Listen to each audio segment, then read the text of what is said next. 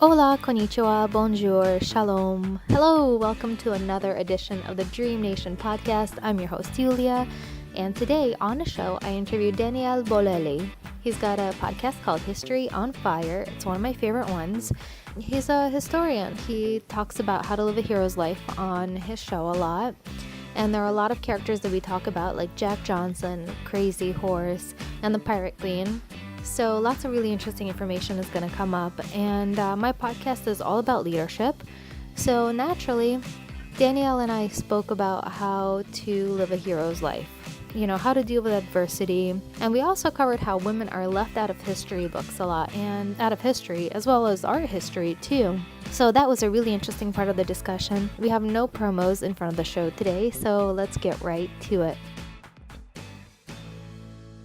So today on the show, I'm really excited to have Daniel from a really great podcast that I super admire called History on Fire. It's probably one of my favorite podcasts right now. So I'm really excited to have him on the show today. And my first question for Daniel is, what was your dream as a kid? That's always a good one. I think when you have, I don't know, maybe not for everybody, but at least for me, when I was a kid, I did not have just a single specific dreams, or probably I had 10,000 of them. But, that's not really what's important. What's important was, to me, the kind of human being I wanted to be, regardless of which shape it actually took. To me, ever since I grew up, I never understood why anybody didn't care 125% about hero stories. To me, it's all about, you grow up, you watch movies, you read books, anything. All the great stories have some kind of heroic character. And by heroic, I don't mean, you need to kill the dragon and save the princess. I mean, there's that too, but it's the idea of just living a life with integrity, living a life with dignity, living a life in a way that other people can rely on you, can trust you. That always fascinated me more than anything else. And so growing up, my thing was always, I want to try to figure out how to be the best version of myself that I could possibly be. I'm sure that, at 5 years old, I articulated it as I want to be a cool hero or something. But, once you dig a little deeper, that's really what it's about to me. It's like, how can I figure out how to become the person I really want to be? Your History on Fire podcast often deals with diversity and adversity. And I love it because it's focused on heroes. You profile warriors since you're a warrior yourself. And what advice do you have for someone who might be going through hard times? I think the thing is, life is hard. There's just no argument about it. It hits every one of us hard. Sooner or later, it gets really heavy for everybody. And even people who may not seem they have the biggest problems, sometimes they are still struggling because just the existential conditions of life are pretty tough. So there's no escaping that. That's just an everybody thing. Doesn't matter if you are the toughest guy on the planet or some sweet housewife, you're still struggling with the same kind of conflict. So to me, learning how to deal with conflict, learning how to deal with oneself, because one of the things that keep us away from becoming who we want to be is that we become self-indulgent, start making excuses. We start coming up with 3,000 reasons why I don't have the time or the energy to be the person I want. Or, yes, I would like to be that way, but conditions out there are not allowing it. It's not that it's not true. I'm sure there are 10,000 reasons why, but the point is that still can't be the reason for stopping. My approach to difficulties, and I'm talking about my approach when when I manage to tackle in a good way, because some days I'm just as lost as anybody else. Like on the good days, I feel that nothing I can do ultimately, I cannot control things. Bad things will happen regardless, whether I like it or not. There's a very limited amount that as a human beings we do get to control. And so acknowledging that, realizing that, yes, this is how it is. Yes, probably things are going to turn ugly. Yes, I will experience a lot of heartbreak and loss. And in a way, coming to a place where you accept it, you say, yep, these are the cards that I will be given. That just, there's no escaping it. But what can I do in the meantime? Yes, I'm not going to escape heartbreak. I'm not going to escape defeat. I'm not going to escape loss. I'm not going to escape failure. None of those things I will be able to stay away from. How do I want to live through those things? What can I do? How can I become as good a human being as I possibly can? And how can I have as much fun as I possibly can while all harm, all problems are hitting me hard? That to me is the challenge. It's not that, we'll come to a place where everything is going to be miraculously wonderful and problems will not take us down anymore. Is how to find a way to be happy in the middle of all the drama. The key word there is fun. In my own life, I will always have these massive challenges, whether it's sickness, whether it's work, and those things are going to happen. The only thing that I can control is fun and happiness. And it's finding these little micro moments of happiness, these little like micro doses of happiness that will get me through the hard times. Absolutely. That will keep me vibrating very high, even though I'm in a very low place. I can't let the dark place suck me in. Mm-hmm. Even though it's like it's sucking me in, it's about keeping your vibration really high. And actually, today I'm sitting down to listen to your episode on Jack Johnson, who I love. Mm-hmm. And he was the first Black heavyweight champion, and he overcame adversity multiple times. How did you come across his story? And how did you start getting into it? If I remember correctly, the first time I heard of Jack Johnson was, I believe I watched a Ken Burns documentary called Unforgivable Blackness. Very good documentary, really, really cool. I love the story. Didn't really think I could add much to it because the documentary was very well done. But as is often is the case, then when you start looking a little deeper into the stories, you find out new things, you can add your own insights on it, and so all of a sudden I was like, oh, okay, there's something for me to play with here. But yeah, it's such an amazing story because it's somebody who at the end of the 1800s and into the early 1900s, in a cultural environment that was brutally harsh when it came to ethnicity, racism, and everything else, found a way to literally and figuratively smile through all the hate that was thrown his way, through all the obstacles that were put in his path, through all the super high level of racism that he ran into. Jack Johnson's response to it all was always to do his own thing and somehow find a way to smile. It's true, right? And I feel like people don't want to see success, and people resent success because they don't have success. Mm-hmm. And they want to bring you down. And I think that's what's really interesting in a lot of your podcasts too. Like one of my heroes is Crazy Horse. I love Crazy Horse, and that's also the story of Crazy Horse, of how sometimes your success makes people jealous, and it turns them against you. And did you get to check out those episodes of History on Fire, the Crazy Horse series? I did. I was actually driving to Standing Rock last year. I flew out to the West Coast, and I drove from the West Coast to Standing Rock around Christmas to go protest. But then it was actually too dangerous, and it was negative 20 degrees, and we started making our way over there. And we heard there were all these blockades of men with shotguns preventing people from coming into Standing Rock, because I was coming in to do a podcast. And so we turned around, but we ended up going to the Crazy Horse Monument on the way. Yep. And we listened to your podcast while driving through the monument. And it was just such an experience to drive through the monument and then hear the story through your podcast. It was an experience that I will never have again. Like, you should probably start charging for that experience, because it was amazing. It was such a really great interactive tour, and that's where I really came upon your podcast, and I've been hooked ever since. Perfect setting. Black Hills are beautiful. Oh, they're beautiful, and oh gosh, the whole story is so incredible. And I was going to ask you the next question, which kind of leads into it. How does one overcome fear to achieve ultimate freedom? We all have fear, right?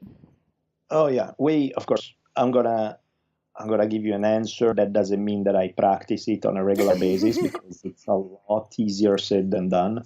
Um, I think to a large degree, fear comes from attachment, comes from wanting things to turn out a different way than the way they are heading. You're afraid that something bad is going to happen.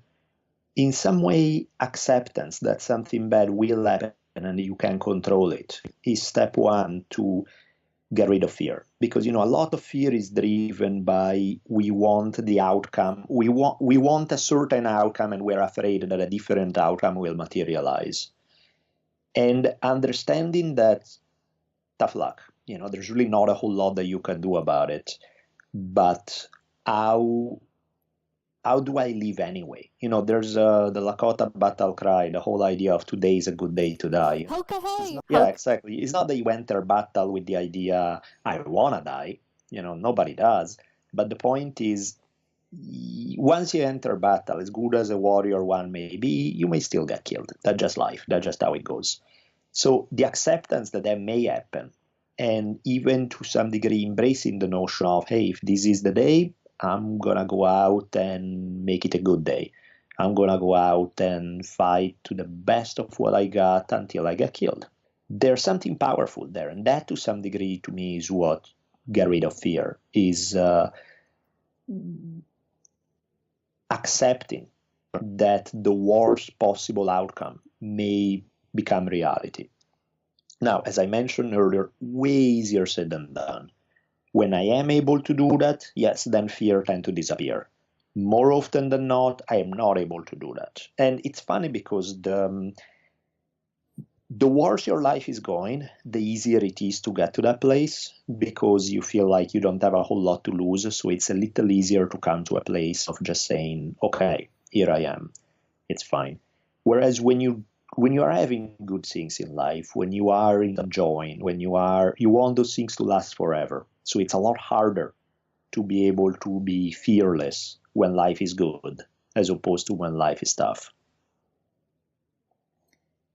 Yeah, that's so powerful, right? Like if you're comfortable, you're never going to be fearless. Mm-hmm. Um, Because I'm having fun. I want stuff to last forever. I want all the good people I like to live forever. I want, and then I'm afraid that things will change and it's not gonna be so enjoyable. Whereas when we are dealing with really harsh things, it's a lot easier to just live in the moment because basically you have no future and life is tough that way. And it's a lot easier to find strength in difficult circumstances than it is when things are going well. it's true. I'm actually trying to think of how to transition to my next question, which is, I guess, about philosophy, right? So, you grew up, and your father was a philosopher, Mm-hmm. and uh, and you majored in philosophy, I believe, as well. And am I correct on that? You're No, I didn't, but to me, it's all the same. Like whether I did in college, I guess I study anthropology, but to me, it's like all those fields were like, we are really dividing up knowledge in these tiny little separate fields. To me, it's all the same thing. It's all about how to live a meaningful life. Whether you want to call it, it doesn't matter how we get there. They are all. That's why I taught in a bunch of different departments that have little to do with one another, because to me the unifying principles are the same. So let's call it philosophy. Let's call it anything else. It's about life. It is about life, and I know that you are a fan of Iku Sojun. Actually, I never know how Mhm. to pronounce it, but I think it's Iku, right? Yeah, I'm taking a guess too. I'm not sure. I think it's EQ Sojourn. And he was a really eccentric Zen master who taught that passion would be the road to enlightenment. Hmm. And I would love it if sometime in the future, you could do a podcast on him because he was such a enigmatic character, and he was a rebel, and that's what I really like about his story. Is he went against the teachings. He rejected enlightenment when he had a chance to be given the enlightenment certificate, and Yeah. he hung out with poor people and prostitutes, kind of like Hmm. Jesus. Yep. Like let's just admit that hanging out with poor people and prostitutes is way more fun than any fancy party one can ever go to.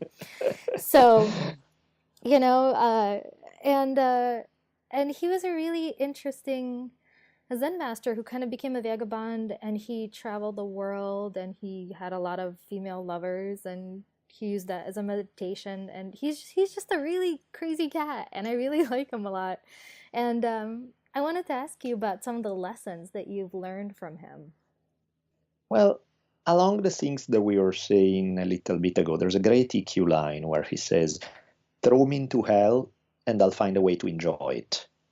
And I love that, right? That's exactly what we were saying. It's like, there's not much I can do about being thrown into hell. Those are existential conditions of life. Sometimes it does happen. But what I can try to do is figure out a way to make it good anyway. And good being a relative term, of course, because, there are certain things that you don't make good, they are awful. But to still find a way to smile, to still find a way to, as you put it, find those micro moments of happiness that you carve out for yourself, that little, that's a beautiful attitude. And I think Kiki in general, one thing I like a lot about him is the tendency not to separate between the so-called sacred and so-called profane, to view life as unified whole, and that if you leave it with awareness, if you leave it with full presence, spirituality is not something out there that you have to, just meditate in the mountains. That's real spirituality. Spirituality is really just even just day-to-day life lived with full awareness. And I like that a lot about him. He seemed to not force us into that choice where we have to choose between a more meaningful life, something that some people would call spirituality, and the pleasures of everyday life. To him, they can be part of the same thing. I know that you also do MMA fighting too, and you studied Kung Fu. I do Wing Chun from time to time. I haven't done it in probably a year. I really miss it. And I wanted to talk to you about how learning martial arts led you to a renunciation of violence. Well, I think there's a Nietzsche line that right now I'm forgetting the exact wording, but basically what he's saying is, I don't, people who call themselves good just because they have no clothes, he's not buying it. His idea is, in order to say no to something, you probably need to be able to do it in the first place. That's kind of what. So to me, the idea, martial art really is about conflict in the most primal way possible. Something like physical conflict, something like violence is a language that everybody understands. As long as you have a body, you get it. You understand how that, which is why it's a universal language. So learning how to come to terms with it, learning how to deal with the fear that goes along with the prospect of a violent physical encounter, learning how to realize how you respond to these things and how you could respond better, is really a skill that's not really just about the physical skill. It's really about what it does to your brain in terms of self-confidence, in terms of knowing yourself. And so I find martial art practice, first and foremost, being an excellent tool for mental health, personally. I think a lot of young kids should automatically learn martial arts in school because it helps you focus. Yeah, And absolutely. it's such a great life skill, especially as a woman. It is just Mm-hmm. something that I think meditation and mixed martial arts should really be taught in schools. I would Yep. love to create a school that that does that one day. And Yep. I also see that you were at UCLA studying Native American studies. How did Mm-hmm. you become interested in Native American studies? You grew up in Italy, correct? Yeah, I did. For some reason, I don't remember what was the specific incident that triggered it, but something from what I hear, I mean, when my parents tell me, from the time I was 2, I don't know if I saw a book, an illustration in a book, or what was it, but I saw something native related. And I was super interested from that day forward. And so it never, because it happened so early in my life, it never felt like a choice. Like one day I decided, oh, I'm gonna really get into this thing. It was kind of something that I was always drawn to from probably before I could put it into words. So I really don't know why. It just seemed like the most natural thing in the world to me. But of course, yeah, as you say, somebody who grew up in Italy, why it's not necessarily the most natural thing. So I'm not really sure why that is. That's interesting. I was actually, I just came up with a different question right now as well. I was going to ask you, I would love to see more women profiled on the show too. Like I loved the episode on the Pirate Queen. Like Mhm. her story was incredible, and she's been a hero of mine for forever. I think I read about her story maybe like 10 years ago, and I was like, how come they don't teach about her in school? Yep. She led an army. She was incredible. What podcast do you have coming up that listeners might be interested in hearing about? As far as what you said regarding more female-centered leads, I agree with you. And the problem is that the way history has been written, the way it has been recorded, overwhelmingly, the vast majority of stories that you read about are about men. And not, of course, because women didn't do some cool things, but because really, when you dig in the historical record, there are way less important characters that people have written about who are women. And out of those, I mean, even the Pirate Queen episode, I really wanted to do it, but sources were so thin. And it was crazy because this lady led the biggest pirate confederacy in history in the early 1800s in China, so literate society, relatively recently. There should be evidence everywhere. And yet there was enough evidence to tell a story, but not really as much as you would think about somebody like that. And that's kind of what I've struggled with, that I run into a lot of great stories involving women, and they are usually incredibly thin source-wise. So, I can talk about them for 15 minutes, and then I have nothing left to say because there's nothing in the historical record that allow me to go forward. So I do want to, like one that I want to tackle sometime soon in 2018 for sure. I wanna cover the Joan of Arc story because there's so much about her. She's such a wild character, and there's so much evidence. So I definitely want to tackle that one topic. But yes, I have been struggling with it because there are lots of interesting ladies that I've heard of. The problem is that when I dig in, I run into a wall. The sources tend to be really, really, really, really thin about them, Yeah, and that has been the problem. that is the biggest problem across history books is that women are either written out of history or they're Mhm. just not included. Whether it's female artists, you have Yep. a few female artists, contemporary ones, but even female artists in the Middle Ages and during the Renaissance, female artists are completely taken out of the story that we tell ourselves as a Yep. society.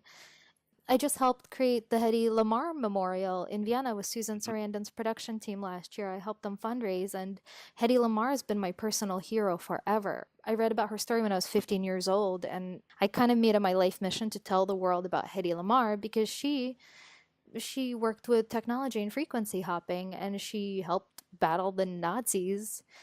She Mhm. developed all these plans to stop the Nazis while she was working as a Hollywood movie star. I mean, like, you can't write this stuff. It's so wild, and she was so brilliant, and nobody took her seriously because she was really pretty. Mhm. And it's just how society treats people, right? Like, what stories we get to tell as a society. Oh, you know who I love? This is what I was going to say. I remembered it. I love the story of Queen Hatshepsut, but I don't know how much information is on there. She ruled Egypt as a queen, Mhm. and she Yeah, and then she ruled it as a king. And she's been such an enigmatic character. I think she was the mother of King Tut too, and it's just so nobody really knows her story.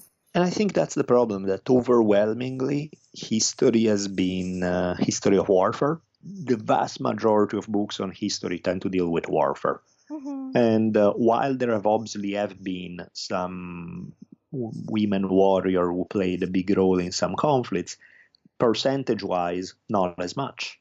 And so inevitably what you have is a record, never mind the fact that then most of the people writing down things were men, writing it from a male standpoint. So really you find that female stories tend to be side notes on the main story a lot of the time. And it's really unfortunate and it's terrible, but that's still the way it is, which is why it makes it tricky. I'm always looking for great female stories, and I'm very much looking forward to finding ways to incorporate them in more so. Which leads me to my second to last question, which is, what is your advice for people to create social impact in the world, right? Like, how can everybody try to be a hero on a daily basis? I think it starts with empathy. I think being able to help people in like the Yeah. tiniest of ways. For me, it's stopping in the grocery store when I see somebody drop a bag and just like taking the time, no matter how busy I am, to actually help the human being put those things on a shelf. You're right. And I think that's where kindness goes a really long way. And it's hard sometimes because you're cranky, you're in a bad mood, you're frustrated. There are 10,000 reasons why you feel that you are owed something in that moment because the universe is not being particularly pleasant to you. So you feel like, hey, what about me? What about my turn? I need something nice to happen to me. I don't have the energy to give to somebody else. And that's completely legitimate feeling, but that never leads to anything good because that's what everybody else is feeling as well. So to have in some way that to me is a strength, to have that strength to be kind when sometimes life is not, is it. It's where it's at. It's where you can make a meaningful difference in somebody's day without having to go through a macro level of trying to change the world out there, which is good luck. You're one human being. It's not the easiest thing in the world to do. But to do it in your immediate environment, that's something powerful right there. And I think it's the beauty of it is that there are opportunities for that every single day with every single one of your interactions with people. So there's plenty of opportunities. Is really just a matter of making it a priority and making it happen. Yeah, and I think it's about convincing your friends to do it too. And then your friends convincing other people. So I think it creates a ripple effect. If It I does. and if I lead by example, and then other people will see that and hopefully join, because Yep. that's the only way that change can happen for one person. And it's like I want to spread kindness as a virus. I like that. Just make everybody kind. What is your dream as an adult?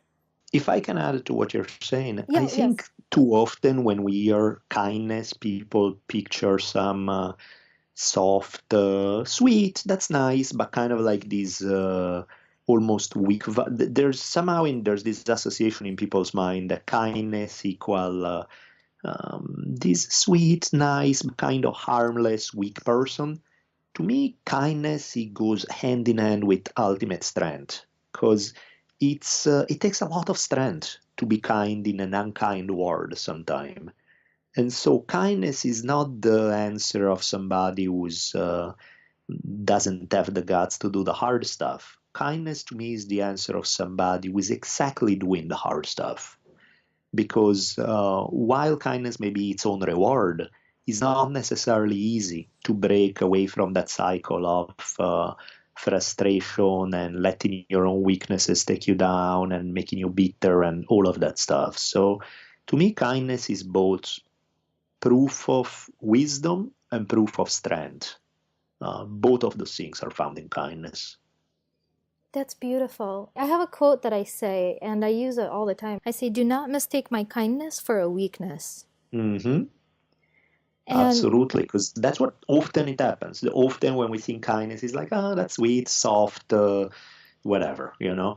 Whereas in reality, kindness to me is as powerful and tough as a force as one can muster. Yeah, I think it's true. I think there needs to be a new religion just teaching kindness. Like, if everybody just started believing in this religion where, like, everybody just practiced kindness, which leads me to your book that people can pick up. You also wrote a book on how to make your own religion. Hmm. So, that's a really great book that they can check out on your website. And my final question to you is, what is your dream as an adult? I don't think it has really changed dramatically in terms of the substance of it all. I still want to live the most meaningful life I can possibly have and have as much of a positive impact on the people close to me. That's the big picture. The specifics, they may change all the time, but I guess if we want to get into it, one thing that I would really, really like to do more in the future is write more. I've written 4 books, but I've never written fiction, and I realized that a lot of what I enjoy doing, what I do well, is telling stories. So I want to write some fiction books in the future. That would be a whole lot of fun for me. Do you know the topics that you're going to write about, or is it a secret, or? Yeah, I mean, I have some. I would like to start probably doing historical fiction. So, for example, some of, like, I did a 2-part series on the podcast about Caravaggio.